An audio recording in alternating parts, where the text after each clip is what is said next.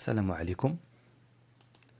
غادي ان شاء الله نبديو الدروس ديال الجذع مشترك علمي المسلك الدولي، دونك ترون كومان انترناسيونال.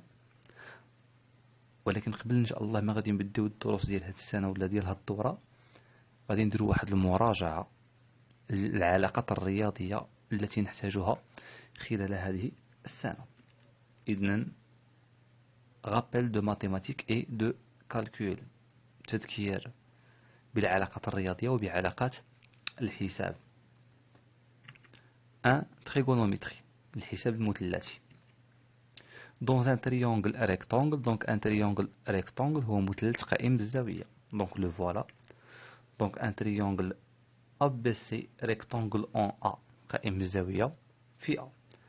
إذن الزاوية اللي غادي ندرسوها هي هاد الزاوية اللي نقدروا نسميوها الزاوية B وفوق منها شابو، ولا نقدروا نسميوها الزاوية ABC بحيث أن B تجي في الوسط، الزاوية ABC. بالنسبة لهذه الزاوية ABC، هذا الضلع هذا بطبيعة الحال هو أكبر ضلع، هو الوتر، هو أكبر ضلع ولا هو الضلع المقابل للزاوية القائمة، كيشوف في الزاوية القائمة. إذن أكبر ضلع في المثلث ولا الضلع اللي كيشوف في الزاوية القائمة هو الوتر، بالفرنسية هو ليبوتينوس. الضلع AB هو ضلع محاذي للزاوية ABC، donc le côté adjacent، المحاذي هو l'adjacent. وهذا الضلع AC هو مقابل للزاوية ABC، راه مقابل لهذه الزاوية، le côté opposé de l'angle ABC. donc الضلع المقابل هو le côté opposé، الضلع المحاذي هو le côté adjacent، والوتر هو l'hypoténuse.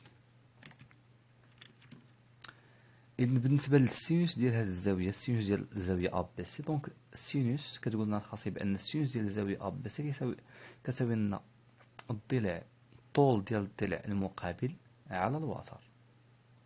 دونك السينوس ديال الزاوية ABC هو لو كوتي أوبوزي ABC، دونك الضلع المقابل للزاوية ABC على الوتر. دونك الضلع المقابل هو AC بالنسبة لهذه الزاوية هذه AC على الوتر هو BC على BC، يعني أن السينوس ديال الزاوية ABC كتساوي لنا AC على BC. إذن هادشي شفناه في السنة الثالثة إعدادي. Cosinus de l'angle ABC égale le côté adjacent à ABC divisé par l'hypoténuse. إذن الكوسينوس ديال الزاوية ABC كتساوي لنا الضلع المحاذي على الوتر. إذن ها هي الزاوية ABC، لو كوتي أدجاسون الضلع المحاذي هو هذا الذي يحاذي الزاوية، لو كوتي أدجاسون على ليبوتينوس. لو كوتي أدجاسون هو AB، دونك AB على ليبوتينوس هو BC ولا CB، بحال دونك الطول نقدر نقول BC، نقدر نقول CB، لحقاش هذه مسافة، ولكن المتجهة لا، ما عنديش الحق نقول المتجهة BC تساوي المتجهة CB، في حين أن في المسافات في لي ديستانس on peut dire que la distance BC égale à la distance CB. Donc le cosinus de l'angle ABC égale à AB divisé par BC. Tangente de l'angle ABC égale le côté opposé à ABC.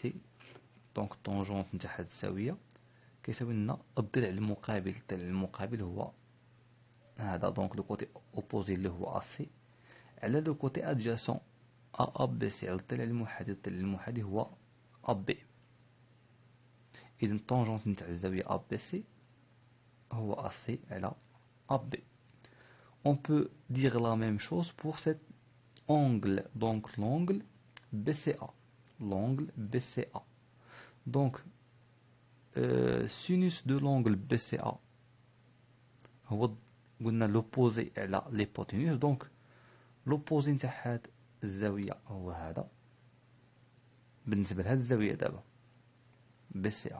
المقابل تاع هاد الزاوية هو هذا، هو AB على ليبوتينوس هو BC. دونك بالنسبة للسينوس دو لونغل BCA هو AB على BC، كوسينوس دو BCA دونك الكوسينوس نتاع هاد الزاوية بي سي ا قلنا شنو هي الكوسينوس؟ هو لو كوتي ادجاسون الضلع المحاذي على لي بوتينوس على الوتر.